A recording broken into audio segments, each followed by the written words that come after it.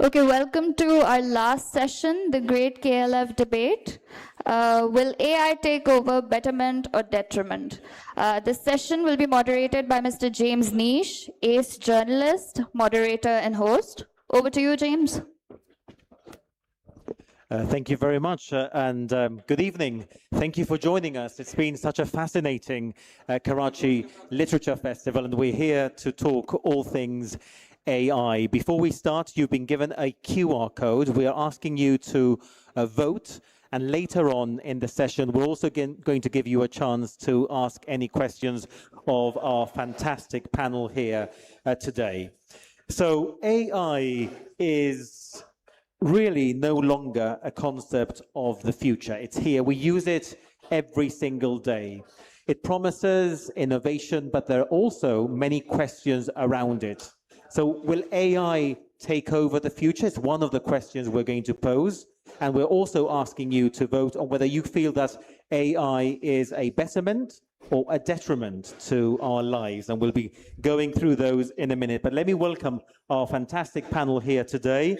We've got the Chief Executive of Dolan's, Umar Ahsan Khan. Thank you very much. Faiza Yousuf, she's the founder of Women in Tech in Pakistan. Also with us today is Faisal Mushtaq. He's the Chair and Chief Executive of Millennium Education Group, and Pervez Hoodbhoy, who's having a very busy day. He was also in one of the panels here earlier. He's a nuclear physicist and education reform advocate. So plenty to discuss. We only have an hour. Let's just start by asking the panel on AI generally as an introduction. Where do you sit? Let's start with you, Umar. Thank you, James. Good to be here. I think I'd like to start by reframing the question slightly, and just to get the conversation. We're already disagreeing, and we haven't started. I don't think it's actually about AI versus humans.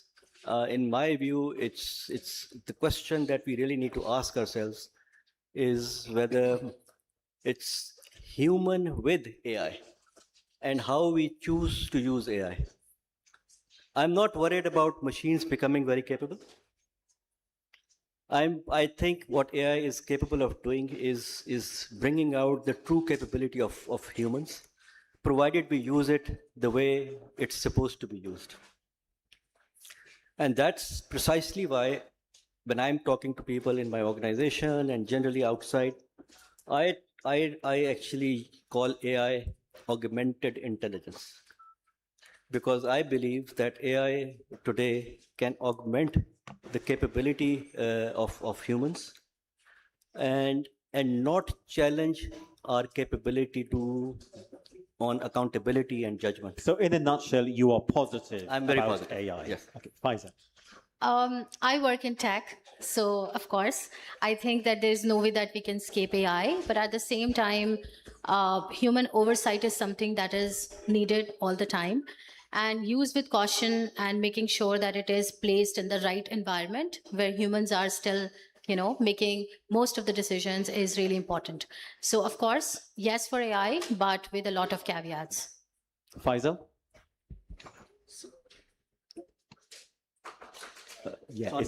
That's on. Hello. So thank you. For me, when intelligence becomes artificial, preserving human judgment and empathy is not optional, it is essential. So as we move onwards, I do see AI as not just as an enabler, as a promoter of productivity, global efficiency, and global growth. At the same time, I deal with it with a lot of caution because this is a capitalist manifestation of a global order which create technologies and tools to humiliate humanity. And we have seen that over the decades, starting from personal computers to the dot-com bubble, to the rise of the internet, and then to NFTs and cryptos, and very recently with AI. So I have a cautious yet an inclusive approach that why machine should not replace the human mind. Pervez? As with most human inventions, the first application is to war. AI is going to be used more and more for war fighting, and you can see that with the use of drones, the use of computers for pinpointing enemy targets. And so that, unfortunately, will be its major impact. In terms of its impact for Pakistan, which I think is the most important question before us, I see AI as being basically irrelevant because the bulk of our population relies upon farming. It is not high tech or even at the level of industrialization, significant industrialization. What AI will do to Pakistan, and it worries me, is that it will increase the difference between the haves and the have-nots. Okay, there's a lot to unpack here, and I want to pick up on that point, but we've given you a QR code for you to vote. We're going to repeat this exercise at the end of the session. Can we perhaps have the results so far to see whether you think that it's a betterment or a detriment? And already we are seeing 69% of you, almost 70%, so about 7 of 10 of you thinking it's a betterment. Somebody just voted and slightly changed that. There you go. Thank you for voting, by the way. Detriment, 18%, and 15% don't know. So I'm going to be very honest. I thought this was going to be a narrower margin. So I wonder where you sit on that. Faiza, what do you think of this result so far? Is that what you would have expected from an audience? I was, yeah. Okay. Because again, AI does have a good PR. So, and especially if there are many younger people in the audience, so you will see that a lot of them incline towards newer technologies. People use it every day, be it for the good or the bad. So I can see that people see the use of the tools and also see how they can make things simpler for them. I've seen a lot of students using it, people using it to collate data, making sure that they are understanding concepts correctly.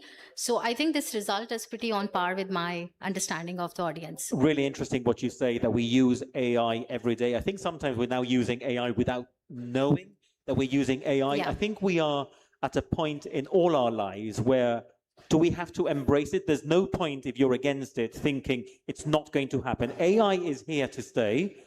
And it's a question about how we develop it for the future. Umar? Yes, and I agree with Faiza. I think I'm also not surprised with the result. But really, I think right now the reason I'm not surprised is because a lot of people are currently using the Gen AI side of it, which is the Chat GPTs and the likes of it. And people are actually finding a lot of benefit of using that, both in their personal lives and in their work lives. But I think where I see the change coming now, where the real impact of AI is going to start coming in, and once you have a different audience sitting here, when we have more corporate people sitting here, you'll start seeing even better results, is because now agentic workflows and agent AIs are also coming in, which are actually helping corporates to sort of automate a lot of the processes which were taking up a lot of time, leaving not enough time for humans to use their minds for creativity, for problem solving, for innovation. So I think once these new ways of using AI start coming into the corporate side, I personally think these results will get even better. Hold that thought, because I am going to ask you a question on that. Faisal, let me bring you in, because you said at the beginning that you are cautious, but you also, I suppose, acknowledge that there's no point in ignoring it, right? Absolutely. You can't ignore anything in life, anything. Hence, let me tell you that I do feel that the whole agenda of artificial intelligence is hijacked by the global capitalist tech lobby. Because if I just tell you recently what Bill Gates said, and he said, and Sundar Pichai, the CEO of Alphabet, they both said that the governments and the countries, they should be wary of the irrational and over-investment in AI. Yeah. And they also said that the AI bubble could potentially be a burst bubble and they are burst cycles seen in the past. The AI global marketplace is 750 billion US dollars. And I would agree with you, sir, that which is the biggest dividend of the global economy. This is the economy of war. The Department of State is now called the Department of War in the United States. So when AI is anticipating a growth of 307 trillion US dollars.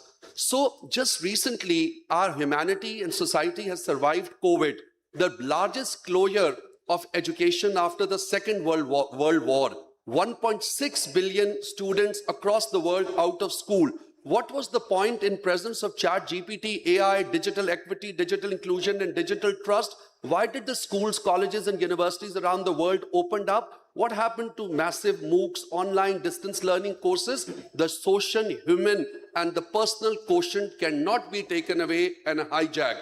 At the moment, this notion and narrative by the tech lobby to replace AI as an instrument to replace humanity and society, for me, it doesn't work. Technology will remain as an enabler, as a facilitator, as a catalyst. You must not remain a servant to emerging technology. You must master the art of technological inclusion. And no one should be able to replace the capacity of the human mind, and we should not ignore the ethical considerations and the erosion of judgment with this practiced global gain of AI benefits. And the last point is that they are saying one notion, one denominator, that it is going to create replacement of efficiency and you don't have to create jobs. So what are you going to do with the global population? How do you meet your global commitment to SDGs and so the United Nations global agenda of growth, prosperity, peace in the planet? When you say that no one can, in a nutshell, take away the humanity from things, no one should, but does it have the potential to go as far as that? Because it's one thing to say that it shouldn't, and that it can't, and another thing to say that it may. The people, those who are behind it, they don't believe the divine power of God. They have different ideologies. They feel that technology can replace anything. For them, science is beyond science and beyond fiction. So I would say that they will try. There will be immense destruction of the social contract and the human contract amongst the global committee of nations in the realpolitik. And then after that mass destruction that technology and disruption shall cause, sanity will prevail. But it may take up till 2050. Faiza, you were nodding before Faiza was making those comments. Please. Yeah, so I, again, as he mentioned that no matter how much online education that you have, you cannot replace a teacher. You can have a lot of AI in healthcare, but you cannot replace a care provider. At the same time, it requires a lot of oversight. So if you give important decision making to AI and there is no oversight, then again, the way that AI is developed, it's a black box. You know that it is churning a lot of data, creating patterns, and then getting back to you with those answers. If you do not have an oversight, if you do not have ethical guardrails, it can give you really disastrous results. Everybody has heard about ChatGPT being used as a therapist, and it's asking people to off themselves. ChatGPT is not a replacement for mental health therapist or somebody who's, a care provider to you. We have seen a lot of people using it for medical advice and then taking incorrect medication or incorrect dosage. So it's extremely important to make sure that, again, human critical thinking and sanity is there, and there are guardrails around those tools to make sure that they are not harmful to the general population. Pervez, human critical thinking. I heard you earlier in a session today talking about, the more questions we ask, I think the more we are learning. You feel that with AI, we can be constantly learning. Is that right? I spend a good fraction of my day doing physics and mathematics calculations, and I use ChatGPT all the time, and I thoroughly enjoy it. I am learning from it. It is enlarging my vision of various branches of, very esoteric branches of physics and mathematics. And at the same time, I'm using it to understand the world around me and get data, social data, which is important for my understanding of this country. For example, if I need to know what were our exports last year versus this year, or what overseas Pakistanis are sending back and so forth. So there's a wealth of information out there, which I use to enrich my knowledge and broaden my view of the world. So yes, it is very much there. But look, this is a tool, and here I will absolutely agree with Faisal Mushtaq on this and the others. Let's consider the introduction of the calculator into classrooms. Now, the calculator is something that you can do addition, multiplication, division, and with big numbers. And yeah, it was thought that this would speed up the learning of students. But in fact, as I have observed, this has slowed down the ability of students to do mental calculations, and hence their grip on even basic algebraic operations. And unfortunately, what I see now is the principal impact of AI is A, it gives you instant answers, damps curiosity, and thus closes off your exploration of other venues. And B, a massive amount of cheating, both by students and their teachers, their professors, who use this as a means for generating publications that are totally nonsensical, plagiarized, and on the basis of which they get promoted. So look, it's something that I am enjoying, and I know that a lot of people are benefiting from. But if you were to judge that in the context of our educational milieu, I am split on this, but I think on the whole negative. On the question of, for example, ChatGPT and chatbots, for example, because you mentioned something really interesting on how it broadens our world, we learn from it. It's almost like checking an encyclopedia. I'm going to be a bit the devil's advocate here, because if they're not going to disagree with each other, I'm going to have to take on that role. But as a journalist, I've used ChatGPT. I've checked some stories. I fact-checked that I find mistakes. Yes. So if we rely on that for our information, are we not being informed incorrectly?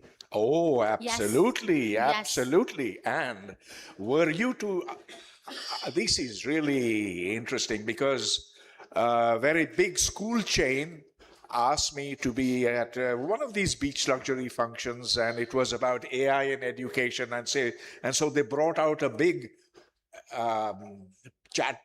one of those, fancy dress women. She was in a spacesuit, and her name was Zara, and she could answer any question in any language. And she made the claim that we can learn world history. So then I asked her what she thought about the genocide in Gaza. And she froze. Then I asked, what about Hamas's atrocities? And she gave me a whole list of that. So you see, bias is built into how ChatGPT, how these LLMs are configured. And The bias is built in at the data, when the data is inputted, when you're teaching the AI, right? Okay. But it's even more insidious than that. Because yes, on the one hand, you have training data. On the other hand, there is a transformer mechanism that goes back.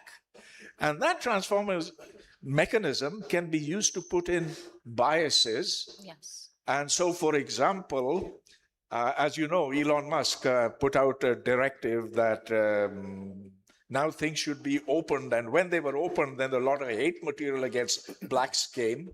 And then that had to be closed down. But that's proof that you can program your prejudices into the LLMs. And we're going to talk about Elon Musk's Grok in a minute. You're also going to get a chance to ask your questions later. But Faiza, I think you were agreeing on sometimes on the misinformation that can come from using some AI tools. Absolutely. So there are these AI tools scrape massive amount of data from the internet. Internet, we all know, is just a cesspool of nonsense, most of it.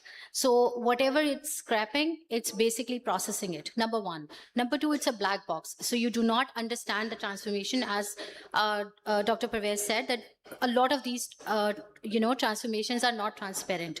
And people who are controlling those tools can also introduce bias. So you will see that the general statistics around ChatGPT hallucinating is 2 out of 10 times. So if you ask 10 questions, two times it's going to be incorrect. Number two, these tools are designed to agree with you. So if you have to specifically give it instructions that I want you to contradict me, and that is the instruction it's going to make the tool to contradict you. Otherwise, whatever you will say, it's going to say yes and move from there. So education, creativity, critical thinking does not thrive on yes and. It thrives on somebody saying no and then going from there. So these tools, again, they will create a lot of ease, but at the same time, especially in the context of our country, English is not the language that most of the people know. So it's also going to increase that kind of divide, because there are people who understand English and who can use those tools, and there are people who can't. So they will be left behind because of that. Faisal, I think you wanted to come in. Yeah. Technology should extend human potential. Yeah. Technology should not replace human presence. I actually never thought about AI as an existential threat to society and humanity until I was invited by the KLF. This invitation made me do a lot of research. And in my opinion, I think that the world is trying to create a new global order. They failed the political order. They failed the United Nations Charter. They failed the Millennium Development Goals. And now they are failing the Sustainable Development Goals. They failed the commitment to climate. They failed the commitment to sustainability. They failed the commitment to poverty. Now they are hijacking culture, identity, and your own originality from a social order to a global digital order. The global digital order, the digital citizenship, is denominated by disruption called AI. I am not fascinated. It will just give you a standardized, biased answer without ethical human consideration, erosion of human judgment, lack of empathy, no use of compassion. This is going to be a tool which is going to take away your culture and your literature, your arts and your humanity. You keep discussing Indus Valley civilization or Mohenjo-daro and Harappa, ChatGPT ain't going to give you that answer. So let's try. I didn't try. Let's ask AI, which is the oldest civilization of the world. We all know that. I hope it gives the right answer. But as far as the biases are concerned, sir, I totally agree with you. There are. And thank you, KLF, for opening my mind as a speaker, if not anyone else's. You don't agree with everything. Unfortunately, I cannot agree, because I don't think we can put the problems of the world on and put the burden on AI. AI is a tool. It's like a knife, which can be used for, well, in the kitchen, and it can be used for killing. It's one of the very many inventions that humans have made. What we need for the world is empathy, intelligence, and a a mechanism by which we can now address the principal problems of the world, which are, as we see, war, nuclear weapons, global climate change. AI is something peripheral to that. And we cannot say that this is some devilish invention created by the people in the West to undermine us, to make us weaker. It may have that effect eventually, but that will be because we invite AI. Nobody is forcing you to use AI. You use it of your own sweet will. And if you use it well, then you become stronger. You can improve your educational system, and there are very many positive uses of that. But don't blame the problems on AI. When we are talking about AI, and we've veered, I think, towards chatbots, but there is so much more driverless cars, humanoids. I mean, AI is a much wider concept. Let's talk about jobs, because I heard a word replacement earlier. Umar, perhaps I can bring you in as a businessman, a chief executive of a huge company. What's the situation with AI in the workplace right now?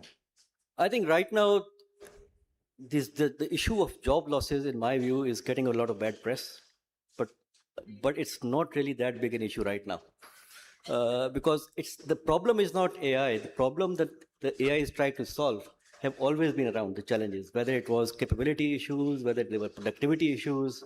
So AI is just a tool, like Professor said. It's a tool which is helping organizations solve problems which were already there. So the problem is not AI. AI is just a tool which the organizations are using to solve those problems. And Pervez mentioned the calculator. There have been many other disruptions since then. The computer came out, then the internet itself. All of those tools that came out led to many jobs being eliminated. And I've seen that happen. I've been working for 35 years. Some people would argue that many other jobs were also created as a result. That's my point. So I think we are in early, the scale of this disruption might be much larger, but I believe that there will be many more new jobs that will be created as we go along. Because if organizations, if countries don't adopt AI for improving their productivity, we'll be out of the market. We won't be able to compete with anyone. So we have to adopt these tools, right? We have to adopt these tools. There may be some job losses, but I think it's a question of people being, what I call, learnability has to go up. People have to learn, unlearn, relearn, and that cycle is now getting much faster. I was going to say it's about a changing market. Exactly. And we just need to adapt. We need to adapt to them. You are very much at the forefront of equipping women in tech, perhaps for future jobs. I suppose you agree. I do, absolutely. So AI is going to do a lot of displacements. That is absolutely 100% correct. So if I recall correctly, there are 80,000 jobs went in US in the last 2 years directly impacted by AI. People were let go because there was an AI tool that replaced a human there. In tech, we are seeing massive layoffs since like 2003. Post-COVID correction, market correction, stuff like that. And of course, AI was one of the reasons. So I think 600,000 people lost their jobs in tech. But at the same time, you are seeing that new specialities and new type of work is coming up. And the same is happening for the women that we work with, that now the way that they learn tools is changing very quickly. We are teaching them how to use the tools, but at the same time, for me, safety and ethics should be at the core of it. So these are the things that are really important. So you should use AI, but with a lot of caution and making sure that you are making the most out of it. Can I just make one point? Yes, see, if you look at the data out there, and I was reading a report the other day, it was an IMF report. What it says was that the children which are now Gen Alpha, the jobs that they will be doing don't exist today. Yeah. So coming back to your point, I think new jobs will be created, new vocations will be created, and we don't know what they are right now, but they will definitely come out. Which brings me to an interesting point on education, which we're going to go to in a minute. But Umar, I don't know whether is it your niece? Yeah. I don't know whether she's around. Sassy, are you around? I met a fantastic 80-year-old earlier on. Oh, she's not here. If she comes, we'll ask her to come on stage. So I wanted to have a question for her. All right. Oh, okay. She's chosen one of the other topics over us. But because I wanted to go on to the whole issue of education, and I think we mentioned Elon Musk earlier, but also about humans. And I'm going to put this to the whole panel. For those of you who've been following the news, Grok, for example, which is also a fantastic tool, but it's been misused by certain individuals. It's been very much in the news that some countries have banned the use of Grok because it was creating explicit images. But that was being done by a human who was asking Grok to and then shared by a human. So there is AI, but then there is the human interference and how we use it. Is that a concern? I don't know who would like to take Can that. I start? Let's just go in order. Let me just sort of take you slightly back into history. So artificial intelligence as a concept or as a term was coined in 1956. It's not a new term. I heard it for the first time in 1986, and I was fascinated by what was being said. I was an economics student. I had nothing to do with AI. I heard it somewhere in college, and there was this professor, and I was in London. This professor from Oxford was visiting for a public lecture, and it was a philosophy lecture. And when I read the term artificial intelligence, I just walked in to hear him what he was saying. So without getting into details of what he said, where he ended, and which I think is still true, he said that no matter where this goes, because in 86 we didn't know where it was going, the chatbots weren't out there yet. What he said was, no matter what happens, artificial intelligence will never have intentionality and conscience. That will always be with the humans. And you believe And I that to be believe, true I still? think it's still true. I think it's still true. Faiza? I agree. I agree, because so AI, again, when we talk about AI, it's it's an umbrella term. So there is artificial narrow intelligence, which is, a robot automating something. Then we have generative AI, which is our large learning models. And then we talk about general AI. So general AI is basically how, if I define it, I would say automation of human consciousness. I believe that this is not something that we are moving towards right now, or this is not something that is achievable maybe in the next few decades, maybe after that.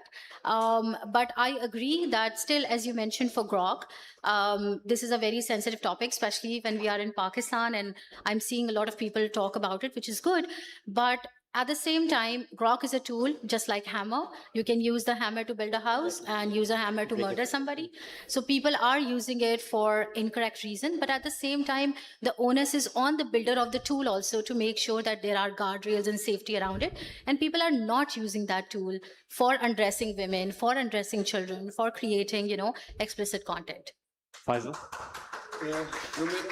The human judgment and the human agency is lacking in this whole algorithm of AI debate, in my opinion, because we can outsource, if we outsource judgment, empathy, creativity, and responsibility, we may gain intelligence, but we lose humanity. And now you talk about, as an educationist, you talk about what is learning. It is the culmination, it is the curation of knowledge, skills, and values. Now, you want to humanize those values, or do you want to dehumanize those values? On one side, you say we need to move towards open learning, transdisciplinary teaching and learning, international baccalaureates. On the other side, you say we need less exams, we need more assessments, we need progression, we need to deal with difference and diversity, we need to deal with individuality. Every child is different. The whole world, you are now seeing rising mental health challenges. Every second person has depression and anxiety and anger issues. Who is going to talk to them? The world, these people behind these technologies, they want, I'm a pretty progressive guy, but I don't know what is happening to me after this debate. I must tell you, they want no jobs for you for the future. We have AI, we have no jobs. They don't want any children to be born in the world. There should be less population and there should be no population in the world. And they don't want to stand any difference and diversity. Can AI on the map of Pakistan give our part of the Kashmir to us? It does not give our part of the Kashmir to us because of those algorithms and information biases. Any use of technology is not forbidden. It is instrumental. It promotes equity. It promotes scale. It promotes sustainability. It promotes social impact. The solution of the world is in everything. It is to humanize, it is to empathize, it is to deal with individuality and individuality together with technology as an integrator, not as a slavery, but as a mastery. So over rational expectations from AI debate and promoting vested interest of all profit-seeking enterprises. What is the future of telecoms? Big bosses are sitting here. They're not going to earn any money on selling SIMs. It's all big data. It is the cloud. It is the big data. When you talk about data, then you talk about data security, integrity, knowledge, education, tech, fintech, edtech, flanatech, this tech. And lastly, today they talk about Gen AI. In the future, they'll say, oh my God, the suicide rates have gone up. So there is HAI, human version of AI. There's an EAI, emotional version of AI. There is DAI, disruptive version of AI. Just like EQ and IQ, emotional intelligence quotient, today they have empathy quotient and digital quotients. So my friends, enjoy the simplicity of life by what we have, the ability to live by able to physically feel, see, explore, and discover. Thank you. You've just given us you've just given us material for a whole other hour of debate. Let me tell you, I'm going to ask you at the end, because you started saying that you were cautious. I think you're changing your mind during the course of this debate, but we'll come back to you. Pervez. All right, so listening to this very eloquent exposition, all right, so let's get rid of AI.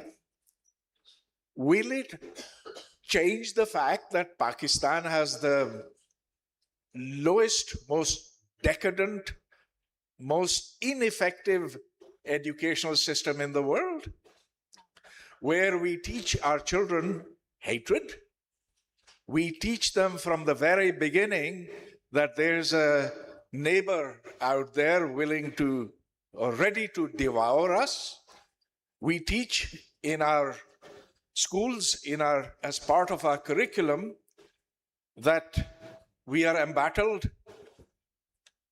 Now, that is not something that AI is telling us to teach. It's something that we are teaching to our children. The fact that our education is, every subject that is taught is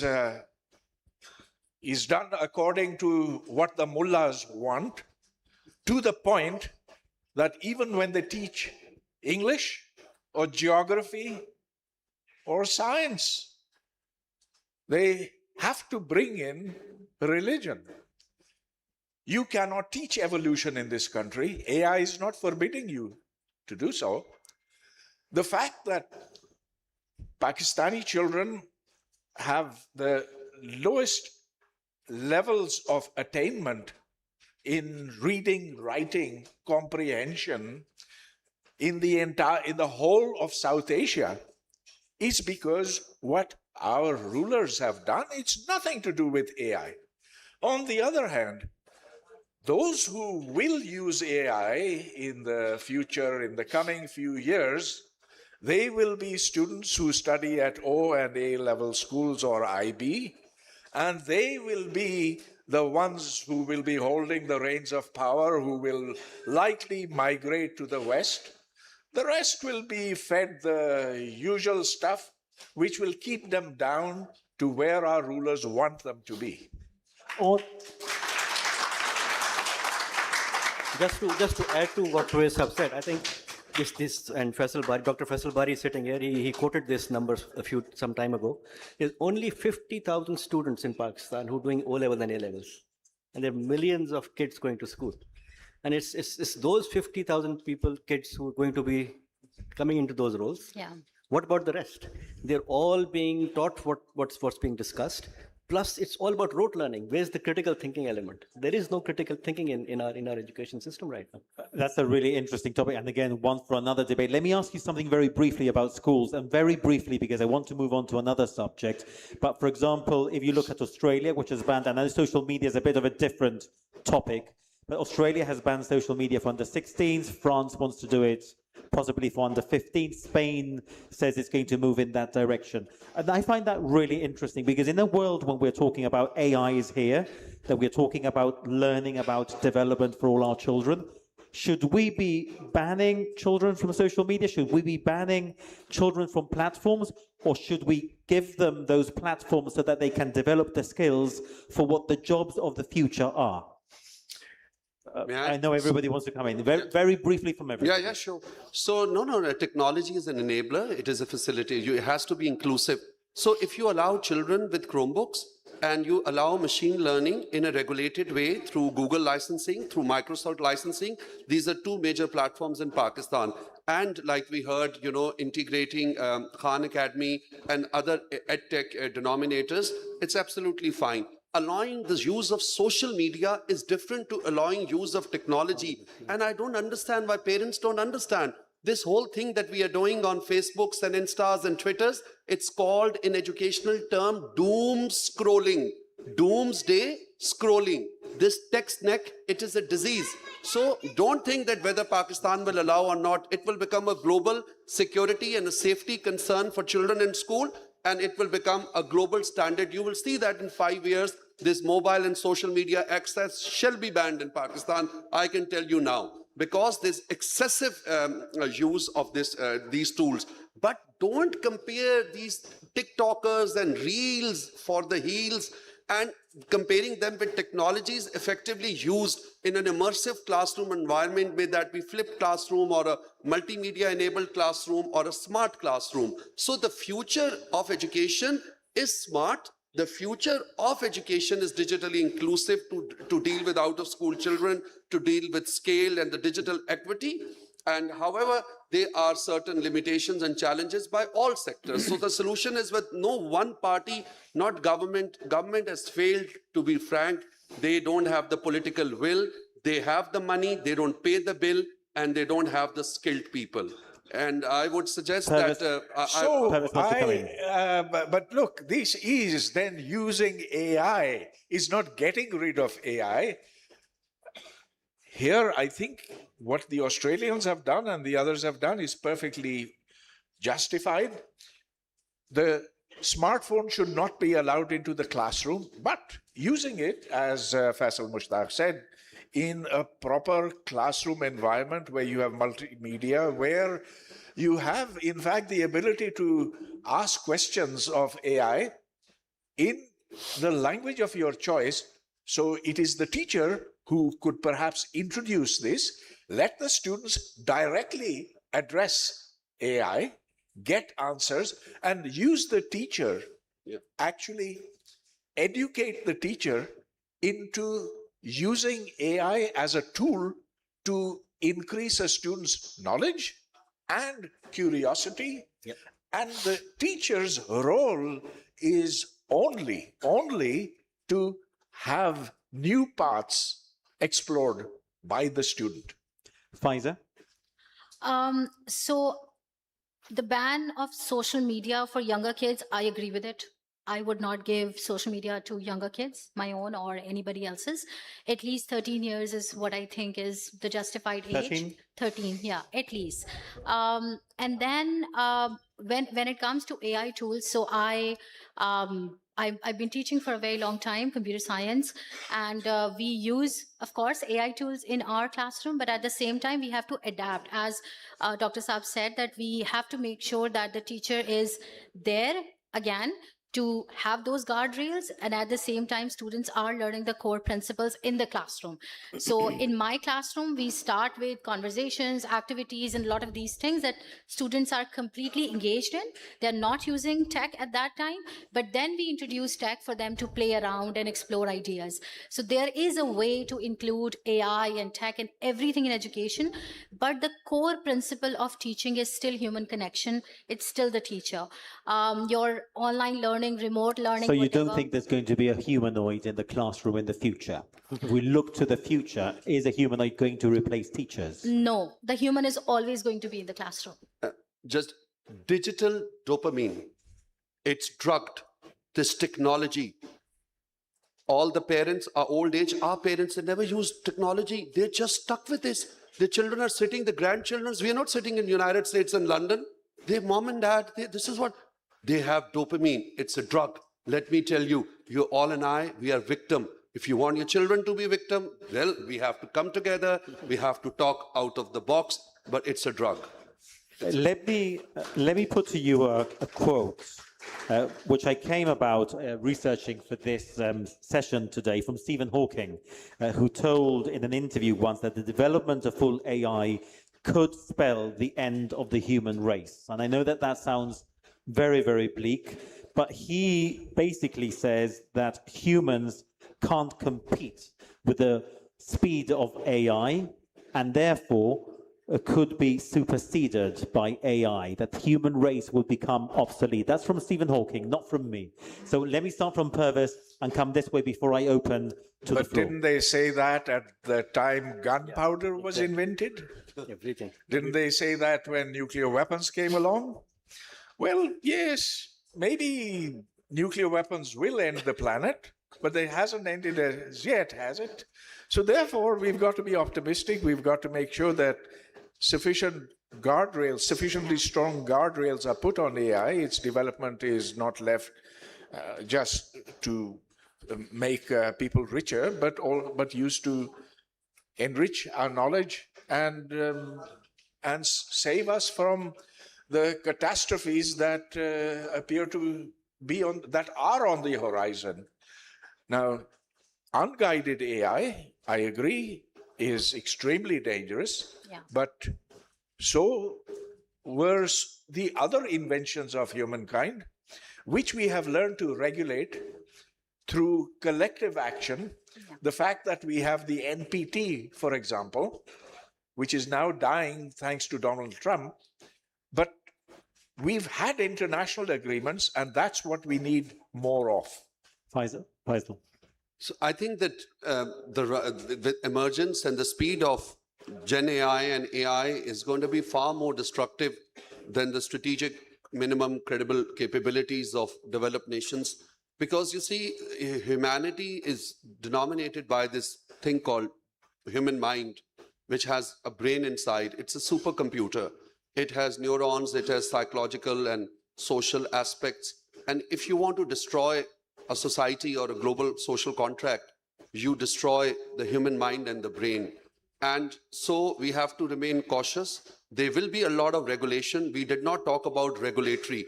The speed of advancement in AI is far greater than the regulation in the AI industry and the marketplace. And that is where the world needs to rise up. And it is a constitutional subject where the countries need to sign up a global charter. So yes, it will destruct humanity.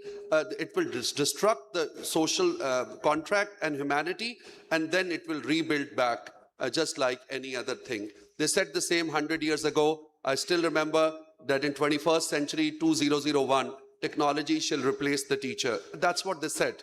It's a quarter of a century gone. No teacher has been replaced by technology. In fact, they are enriching their skills and marketplace. Faiza? So again, I agree. Human oversight is something that we need. Regulation is always trying to catch up with the rate of innovation. So again, this is what we need. AI is again disrupting things in a very, very exponential rate. So 5 years ago, nobody have heard about LLMs, and now we are debating about it, and everybody in the room knows about it. So the speed is great, but at the same time, we also need public policy in that. We need guardrails. We need to make sure that the data that is coming is not a violation of copyright, violation of IP. There are a million things that we can do to make sure that the future is bright and better. Umar? Yes, so I don't agree with the quote that you read out. I don't think AI will destroy human race. It will disrupt in a big way. And there are two things that we need to be working on. One is the policy side of it. I think that's absolutely essential to make sure that the right data is being sent out and being picked up. The other, I think there's a big responsibility on the education system. Because unless the entire education system gets disrupted very quickly, and we're able to bring out children who are aware of all these challenges and are aware of what the negative side of AI is, they will not be able to play the role, because my generation and the one before me will be gone very soon. I think it's the next generation which is coming in, and it is our responsibility and for us to make sure that the next generation that's coming out. So the question that I always ask myself, and we all need to be asking ourselves, really is, what sort of ancestors do we want to be? And if we want to be ancestors and we want to be seen as ancestors who built a good world, I think it starts from very good education system. I will come back to you all with one final question, but I'm going to open it to the floor now. I was going to say, do you have any questions? I'm sure you have questions. The question is, do you want to ask us here today? Yes, let's go to this gentleman over there. We're going to get a mic to you. We will bring a mic to you. You just stay there for us. I see lots of hands. We're going to try and get as many questions as possible. Whilst we go to question and answer session, Can we just give that, the gentleman who's standing there in the center? Whilst we go to the question and answer session, you have a QR code that we gave you at the beginning. I'm going to ask you to vote again, just in case that you've changed your mind during the course of the debate or not. But please, can I start asking you to vote again on the QR code? If you don't have one, our volunteers have QR codes, and we're going to ask you to vote on whether you think AI in the future is a betterment or a detriment for society. Firstly, thank you so much for providing an opportunity to ask the questions. It is indeed my privilege to listen to Sir Umar Ahsan Khan once again. He is the one who transited industries. And being a corporate leader, sir, I would like to ask a few questions which was knocking in my mind since long. As a business leader, what should not automate with My first question is, what should not automate with AI? Thank you so much. What should not be automated with AI? I think every process where a human judgment is required should never be given to AI. Companies, for example, are using AI for shortlisting candidates, but I think end of the day there are a number of things that there are a number of contexts that need to be seen. So any process in a corporate environment where a human judgment is essential should never be given to AI alone. Let's go over there to this young fellow. Yes, the one in the red cap. Yeah. Question is that if we are AI to take over, or if AI is just growing over us and intelligent, and we are allowing it. AI, are we allowing AI? Sorry, we lost the microphone. Did you get it? Are we allowing AI to do what? If we are allowing AI to grow over us and instead going under AI and letting AI control us. Okay, letting AI control us. Pervez. Are we allowing AI to get to the point where it's controlling us and we are not controlling AI? Well, that is an ever-present danger because different AI systems can talk to each other in a language that you and I cannot understand. That would be machine language, which even in principle is not interpretable by us. So you could imagine a situation where different AI systems conspire to take over human civilization and replace humans with creations of their own. And that's a job for sci-fi writers. I think there is a possibility, it cannot be ruled out, but it doesn't seem possible. It doesn't seem plausible, although it is possible.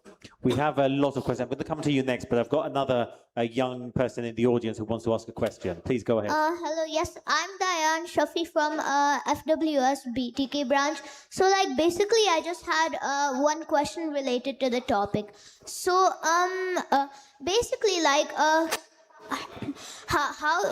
what if we could use AI to intentionally physically develop human beings into a branched out species, such as stated by Harari's theories as well, Homo Deus, all that. So the question is, can we use AI to enhance the species? Does anybody want to take that? Oh. Yeah, sorry, what did you say that AI will? AI, using AI for improving human beings. Excuse me? Advanced form of human beings, like a Homo Deus. Interesting. So first thing is that I know you and you're attending a good school and I'm the CEO of that school. So it's a very good, why don't you answer? Conflict of interest. So again, using AI for evolving humans in some capacity, I think we should. It's possible in terms of medical science, in terms of physical health, in terms of a lot of other things. But at the same time, in terms of changing people into humanoids or changing people into a new species, I don't think AI is capable of that right now. In the future, who knows? I hope I'm dead by then, but yeah. I think in the future, anything's possible. You look back at the past, there are so many things that we never thought would be possible. Actually, I think that raises a question which is much larger than AI itself. And the issue is whether one can grow life in the laboratory. And the answer is yes. Let's go. Primitive forms of life have been grown in the laboratory. We have been able to synthesize from basic atoms amino acids. We don't know how exactly they have transformed into RNA and later into DNA. But when we find that process, then guiding that chemical process through AI into whichever form of life we want will, in the next century or so, become possible. We're in the last few minutes of our session. Can I please ask you to vote on the QR code, a betterment or detriment? Yes. As I understand the discussion and summarize it in my mind. Can you just hold the mic closer? Yeah. So my understanding for the summary of the discussions would be that the shortcomings of the AI tool that the panel has very rightfully pointed out are in the real world, real problems with real consequences. If I request you just for one moment to go in an idealistic view with the will, the right intentions, and the power to address these, which can be addressed, training for the users how to use the tool, to give the tool the right information and the right data and point it to the historical facts. Do you still see any issues with something fundamentally wrong with AI, or is it just how the humans are using it and how the humans are getting us to use the tool? Faiza? So if we live in an ideal world where there are guardrails, where there are safety and the tools are made to, do the things the right way, I do not see anything fundamentally wrong with the tool itself. AI is, again, as I said, you can use the hammer to build a house or kill somebody. So if the tool is not optimized for human use, it's not safety conscious, people are using, as mentioned by my, fellow panelists, that with a capitalist mindset to making sure that they're stealing data, scraping information, just the wealthy is getting wealthier. If we remove all of that, and if you look at artificial intelligence as just a tool, there's nothing wrong with it. I know we have a lot of questions, so we are going as quickly as we can. Yeah, Please. good evening. Thank you. So history has always rewarded societies that have learned how to use powerful tools effectively. The greatest example of this is the Ottoman Empire, who refused to use the printing press because they regarded it as blasphemous. Of course, blasphemy was only a pretext. They did not want their civilization to revolt. As a result, the European civilization, they made advancements in every field, and the Ottomans just went back ages. But AI is AI the exception to that hypothesis? Because as Mr. Hoodbhoy just said, AI is and will be continues to use for war making. And considering that, will I be safer in a society or as a part of a society in Dubai or Silicon Valley or Australia, or would I be safer in a place such as Papua New Guinea or Nepal, where there is no AI implementation? To just put it in a nutshell, will AI the people who utilize it? So is AI the anti-hypothesis to the fact that... Sorry, will AI finish the people who utilize it? No, will the societies who implement and powerful tool, which is in this case, will they be punished as opposed to in the past people were rewarded for utilizing that tool? Okay, I knew you would want to take this one. I mean, that's you have answered your whole question yourself as well. But I mean, it's too complicated and complacent. I'll request maybe Dr. Hoodbhoy. But I would, just on a lighter note, मैं AI को तब मानूंगा जब AI Karachi के manholes का मसला हल कर देगा कि जो पाकिस्तान के गटर के ढकने अगर ये टेक्नोलॉजी ठीक कर देगी तो I will say yes. Maybe you can take another question. I'm being told that our time is up, so let me go very quickly here. My name is Mohammad Usman Malik. I am from class 3. I want to ask question to Sir Faisal Mushtaq. Can I use AI in my age? Yeah, can I use AI in my age? In his age, yes. Of course you can do it. AI so far has no cultural, class and age boundaries. You're most welcome to use artificial intelligence, but in presence of your parent, guardian, and with adult monitoring of screen time. Screen times is very important because of this attention span in classrooms is no more than 10 minutes now. teachers have to become very minimalistic in the lesson planning. There is so much more that we would want to discuss. Thank you for voting. Can we take a look at the results of how you voted today, Betterment or Detriment? And actually, Oh boy. this is really, really exciting because the results have changed during the last hour. Faisal, you've done your job really well, which just highlights the point that there is so much more that we need to be talking about AI, and hopefully we can have more debates like this. So many, many thanks to the Karachi Literature Festival. I'm told have I lost? Can you still hear me? Yeah, we can have 5 more minutes. I think there was a question from this lady here. So can we bring back the mic? It's been so interesting that we've been given an extra 5 minutes. Thank you. I hope you can indulge us for an extra 5 minutes. Okay, I was going to go to the lady in front of you, but you asked first and she can go second. It's Nasir Sumro. I am very much a user of AI, but I know that there is unregulation of the AI, and whether this particular genie is going to be ever bottled down, or it will be completely unregulated, and there will be a lot of casualties because of AI. Because I heard that a woman married a robot, AI robot in Japan, so there are casualties there as well. So I am just getting to know whether there will be optimistic regulation of AI or not. Okay, who wants to go? No? Regulation. Regulation is the key. If they would have had invested more on regulation than advancement, we would not be discussing this, what we are discussing today. It's like anything. James, you work in media. Without regulatory environment, even media would not know what are the considerations for ethical and appropriate judgments. So regulation, governance, policy, they are the key 3 denominators for the future of sustainable AI. Yes. Let's go to another question here.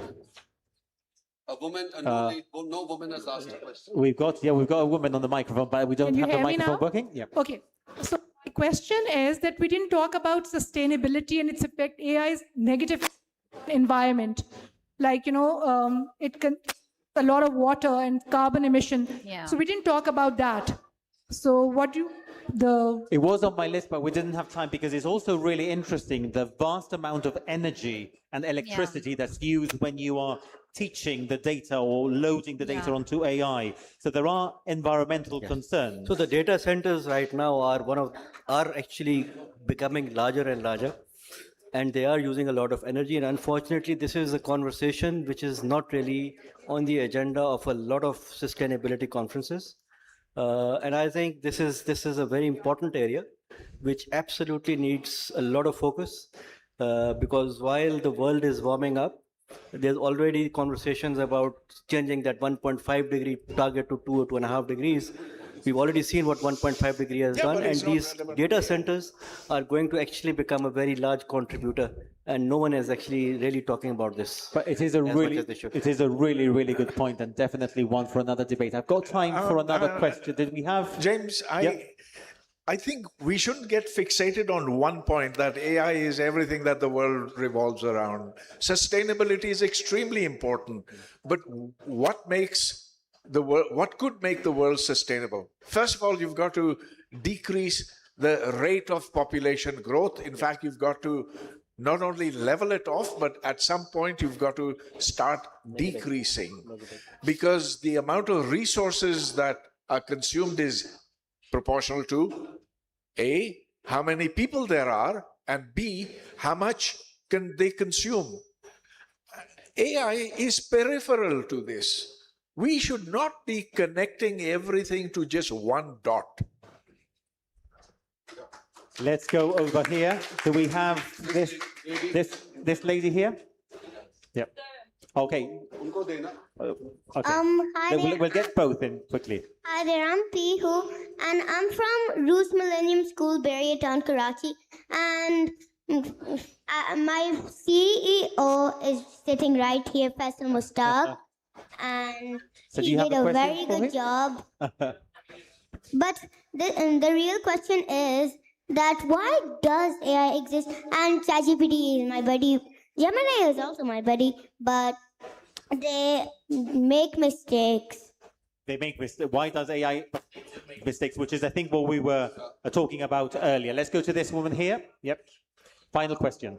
Hi, I think AI has the great ability to bridge gaps between the underprivileged to have access to technology, to information which they may not, which like we know the quality of teachers in public schools and a lot of private schools too. So isn't this debate a bit elitist to say that, to just, it's detrimental and it should not be there perhaps, versus where there's so many people who can maybe, make use of it so much more and benefit a lot more from it? Yes, I agree with you there.